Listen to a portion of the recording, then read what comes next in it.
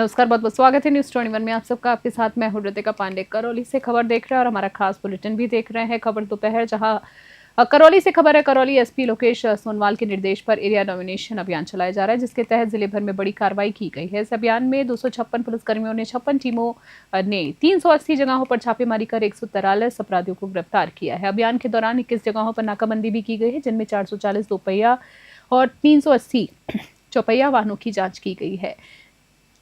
51 वाहनों को motor vehicle act MV act और एक वाहन को 106 बीएनएस के तहत जब्त भी किया गया है। अवैध स्मैक के एक मामले में एक आरोपी को पकड़ा भी गया है। आबकारी अधिनियम के 3 नए मामलों में 10 आरोपियों को गिरफ्तार किया गया है। वहीं बात करें तो शांति भंग के आरोप में 7 लोगों को पकड़ा भी गया है। करौली से राधा रमन सारस्वत की रिपोर्ट देख रहे हैं आप।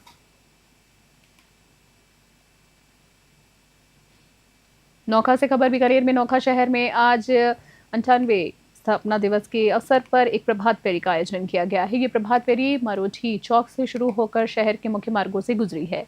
इस दौरान स्कूली बच्चों ने हाथ में नारे लिखी तख्तियों को रखा था और शहरवासियों ने जगह जगह पुष्प वर्षा कर रैली का गर्मजोशी से स्वागत भी किया है। इस कार्यक्रम में शहर के गणमान्य लोगों ने भी हिस्सा लिया है। प्रभात फेरी में डॉक्टर महेंद्र संचेती की पूरी टीम भी मौजूद रही। बीकानेर से लोकेश बोरा की रिपोर्ट।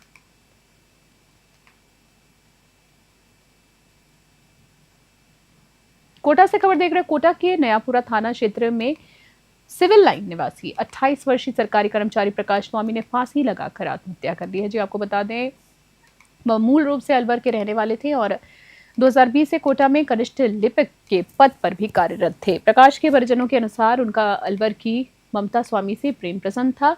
ममता उनके साथ कोटा में लिव इन रिलेशनशिप में भी रह रही थी और प्रकाश ने उनसे उनका पूरा पढ़ाई का खर्चा भी उठाया ममता का। वहीं बता दें 2024 में ममता का चयन जीएसटी इंस्पेक्टर के पद पर हो गया और उसे गुजरात में नौकरी भी मिल गई। बता दें नौकरी मिलने के बाद ममता ने प्रकाश से रिश्ता तोड़ लिया और विष्णु शर्मा नामक एक अन्य व्यक्ति के साथ संबंध बना लिए।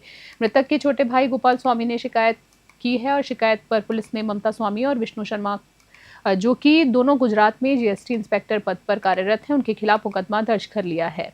थानाधिकारी विनोद कुमार ने बताया कि दोनों की भूमिका की भी जांच की जा रही है। कोटा से कामिंदु जोशी की रिपोर्ट देख रहे हैं आप।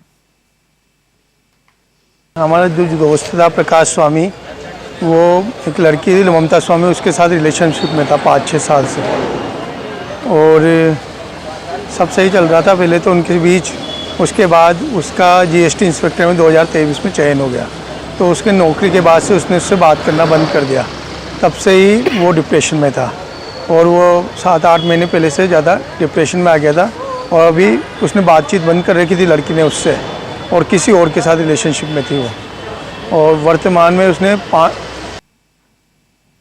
14 सितंबर से वापस से उससे बातचीत करना शुरू किया था और कोटा आना बताया था। पद पे थे कलेक्टेड में और कारण यही है कि वो जो जिस लड़की की वजह से उन्होंने सुसाइड किया है, ममता स्वामी जो नाम बताया जा रहा, वो उनके साथ रिलेशन में थी। पहले वो इनके साथ ही क्वार्टर पे रहती थी, फिर जैसे उसका जीएसटी इंस्पेक्टर में सिलेक्शन हुआ वो गुजरात चली गई, फिर उसके बाद से उसने इससे संबंध तोड़ लिए। तब से ये परेशानी थे और अभी और ज़्यादा अभी 2-4 हाँ जैसा वो बताते हैं कि उनके साथ रिलेशन उनसे टूट गया था, तो काफ़ी परेशान थी, डिप्रेस थी उस वजह से। और इनको वाला कोई नाम सामने आ रहा है? दम की वही लड़की से हुई थी इनकी लास्ट वाक़या।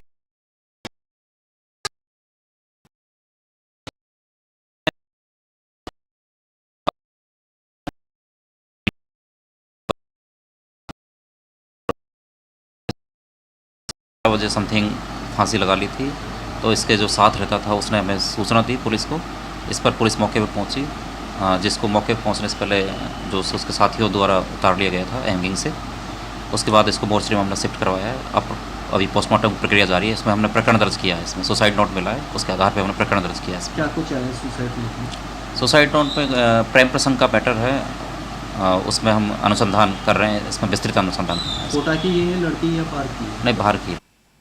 बसवा से खबर देख रहे हैं। बसवा उपखंड की कन्नावर ग्राम पंचायत में आज एक ग्रामीण सेवा शिविर का शुभारंभ हुआ है। शिविर का उद्घाटन विधायक भागचंद ठाकरा और शिविर प्रभारी तहसीलदार अनु शर्मा ने किया है।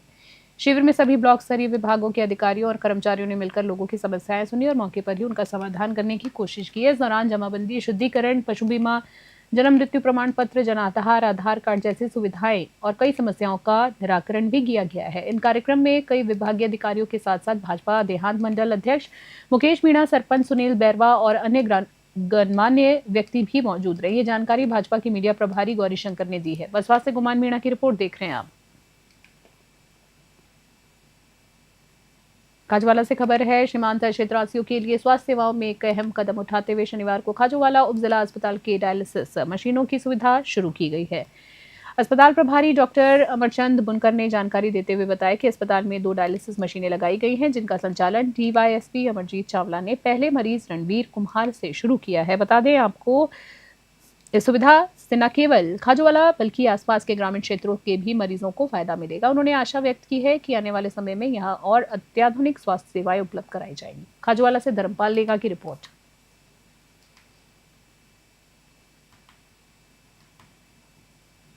समदड़ी से खबर, बालोतरा में समदड़ी क्षेत्र में जलदाय विभाग पर एक श्रमिक ने 14 महीने की मजदूरी नहीं देने का आरोप लगाया है। ये मामला जो है बामसीन ग्राम पंचायत के देवलियारी गांव का बताया जा रहा है, जहां स्वरूप सिंह नामक मजदूर को जनता जल मिशन पाइपलाइन की देखभाल के लिए रखा गया था।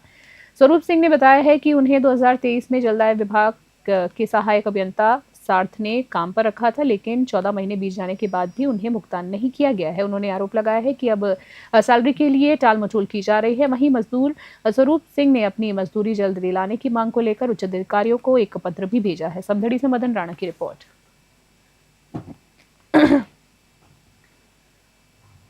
क्या नाम है आपका, क्या मामला है? मेरा नाम स्वरूप सिंह है, गांव मेरा देवड़ी है।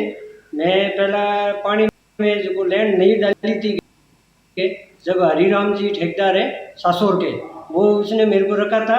वो उसने मेरे को 4 महीनों की सैलरी दे दिया। फिर उसके बाद में मैंने हरिराम जी का कॉल पूरा हो गया, मैं फिर हट गया। ठीक है, उसके बाद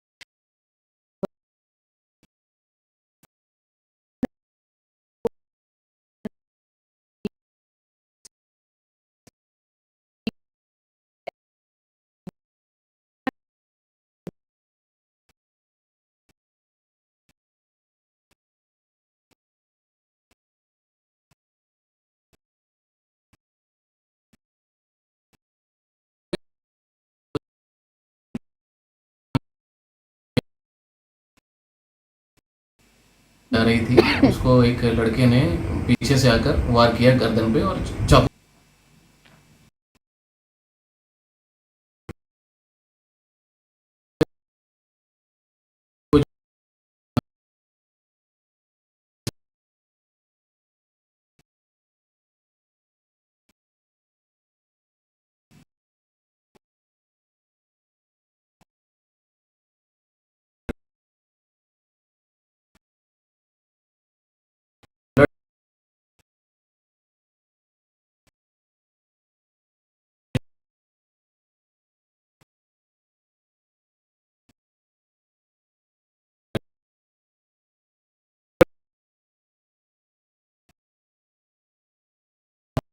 को लेकर इनका विवाद चल रहा है और इसी वजह से लड़के ने आक्रोशित होकर जो है इस वारदात को अंजाम दिया है।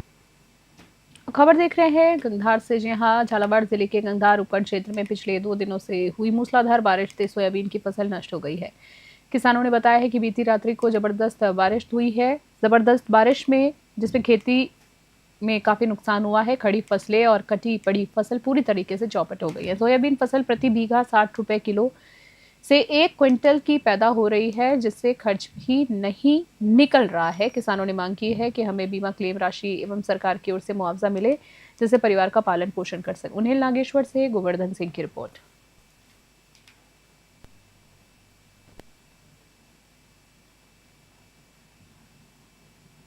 मेरा नाम कमल सिंह है और इस क्षेत्र में लगातार 2-3 दिन से भारी बारिश हो रही है, जिसके कारण खड़ी फसल और काटी हुई फसल भी बर्बाद हो चुकी है। तो हमारा यही कहना है कि बीमा कंपनी वाले बीमा किसानों को डालें और सरकार से भी अनुरोध है कि वो मुआवजा देने। जोधपुर से खबर देख रहे हैं। जोधपुर में अपने संसदीय क्षेत्र स्थित आवास पर जनसुनवाई के दौरान केंद्रीय संस्कृति और पर्यटन मंत्री गजेंद्र सिंह शेखावत ने कांग्रेस जिला अध्यक्ष द्वारा आरएसएस और भाजपा पर की गई टिप्पणी पर तीखा हमला बोला है। उन्होंने कहा है कि लोकतंत्र में अभद्रता का कोई स्थान नहीं है और महात्मा गांधी और बाबा साहेब अम्बेडकर ने भी वाणी में संयम की बात कही थी। शेखावत ने आरोप लगाया है कि जो लोग इन महापुरुषों के नाम पर राजनीति करते हैं वे ऐसी ही भाषा का इस्तेमाल कर रहे हैं। उन्होंने कहा है कि हम इसका जवाब दे सकते हैं, लेकिन कांग्रेस को आत्ममंथन करना चाहिए। उन्होंने कांग्रेस नेता सुपार्स भंडारी का धन्यवाद दिया है। जी आपको बता दें, सुपार्स भंडारी का धन्यवाद दिया गया। उन्होंने गलती स्वीकार करते हुए माफी भी मांगी है। दिल्ली विश्वविद्यालय छात्र संघ चुनाव में एबीवीपी की जीत पर शेखावत ने इसे राष्ट्रवादी विचारधारा की जीत बताया है। उन्होंने कहा है कि ये जीत विकसित भारत के संकल्प का प्रतीक है। जोधपुर से मनोहर सिंह की खास रिपोर्ट। जो कांग्रेस के लोग भाजपा और आरएसएस पर जिस तरह की टिप्पणी कर रहे हैं, देखिए मुझे लगता है राजनीति में, लोकतंत्र में अभद्रता को कहीं भी स्थान नहीं है। बाबा साहब अम्बेडकर ने जो संविधान बनाया था उस संविधान में भी इस तरह की भाषा को कहीं उन्होंने मान्यता नहीं दी थी। उन्होंने लोकतंत्र में शुचिता बनी रहे, पवित्रता बनी रहे। महात्मा गांधी जी ने जो जिनके आदर्शों पर भारत के लोकतंत्र की नींव रखी गई, उन्होंने भी अपने जीवन में संयम और वाणी में संयम दोनों की बात की थी। ये बाबा साहब और राष्ट्रपिता महात्मा गांधी के नाम पर उनकी सौगंध लेकर के राजनीति करने वाले लोग जिस तरह की टिप्पणियां करते हैं, जिस तरह की बातचीत करते हैं, जिस तरह की भाषा की प्रयोग करते हैं, मुझे लगता है ये संस्कार उनको वर्तमान में पीढ़ी में जो उनके नेता हैं उनके माध्यम से मिले हैं। बानसूर के रामबाग में आज कांग्रेस की ओर से वोट चोर गद्दी छोड़ अभियान के तहत एक सभा आयोजित की गई है। सभा का नेतृत्व पूर्व मंत्री शकुंतला रावत ने किया है। कार्यक्रम में सैकड़ों की तादाद में कांग्रेस पदाधिकारी और कार्यकर्ता मौजूद रहे। सभा के दौरान कार्यकर्ताओं ने वोट चोर गद्दी छोड़ के नारे लगाकर वर्तमान सरकार पर जमकर निशाना साधा है। पूर्व मंत्री शकुंतला रावत ने अपने संबोधन में कहा है कि जनता का जनादेश चुराने वाली सरकार को गद्दी पर बैठने का कोई अधिकार नहीं है। कांग्रेस कार्यकर्ता जनता की आवाज को बुलंद करते रहेंगे और लोकतंत्र बचाने के लिए संघर्ष करने को तैयार है। बानसूर से सतीश शर्मा की रिपोर्ट।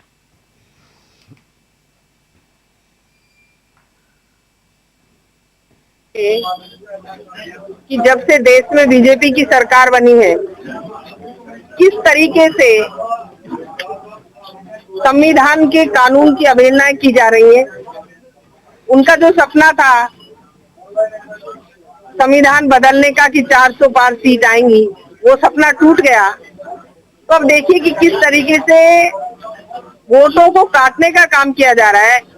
हमारे विपक्ष के नेता माननीय राहुल गांधी जी ने एक एक मुद्दा जो उठाया है उन्होंने प्रूफ के साथ उठाया है, फिर भी सरकार कह रही है कि क्या प्रूफ है, क्या उन्हें दिखाई नहीं दे रहा है कि एक एक विधानसभा क्षेत्र से कितने कितने हजार वोट ओबीसी, पिछड़ा वर्ग, एससी एसटी के जो काटे जा रहे हैं, जो कांग्रेस का वोटर है या वो देखते हैं कि कौन व्यक्ति कांग्रेस को वोट नहीं दे रहा है, उनमें ऊपर एक परिवार का नाम रख देंगे और बाकी नीचे के सारे दूसरे वोटर जोड़ देंगे, फर्जी वोटर।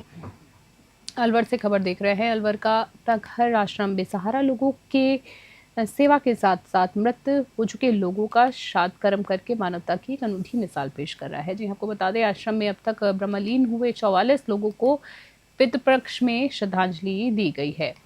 इस साल 21 सितंबर को पितृपक्ष अमावस्या पर सामूहिक श्राद्ध का आयोजन किया जाएगा। आश्रम के अध्यक्ष सारस्वत ने बताया है कि आश्रम में रहने वाले लोगों को वे परिवार का सदस्य मानते हैं और उनके बीमार होने पर इलाज करवाया जाता है उनका, और निधन के बाद उनका रीति रिवाज के साथ अंतिम संस्कार भी किया जाता है। अंतिम संस्कार किया जाता है, साथ ही साथ इसी परंपरा के तहत ब्रह्मलीन हो चुके इन लोगों को आत्मा की शांति के लिए हर साल पितृपक्ष अमावस्या पर सामूहिक श्राद्ध भी किया जाता है। अलवर से प्रदीप गोयल की रिपोर्ट। अपने यहाँ इस आश्रम की अलवर में 24 जून 2012 को इस अपना घर आश्रम की शुरुआत अलवर में हुई थी। में अपने यहाँ 77 प्रभु जी हैं। इनका सुबह से लेकर शाम तक इनका मिलाना, खाना पीना और नाश्ता और शाम का दूध वगैरह सब कुछ इनके लिए प्रभु जी की सेवा की जाती है। अब तक अपने वर्तमान में एक अपना महिला आश्रम है जो हनुमान सर्किल के पास में है और एक अपने पुरुष आश्रम है। इन दोनों को मिलाकर देखा जाए तो 44 के प्लस अब तक प्रभुजों को तर्पण किया चुका है, जो ब्रह्मलीन हो चुके हैं। उनकी आत्मा शांति के लिए 21 तारीख को हमारे पुरुष आश्रम में उनकी आत्मा की शांति के लिए हवन किया जाएगा। इंसान अगर किसी कहीं भी कोई लावारिस स्थिति में अलवर या आसपास के कहीं इलाके में किसी को दिखता है तो हमारे आश्रम के नंबर पर कांटेक्ट करता है और वो हमको उससे वीडियो मंगाते हैं किस हालत में वो वहां पे है।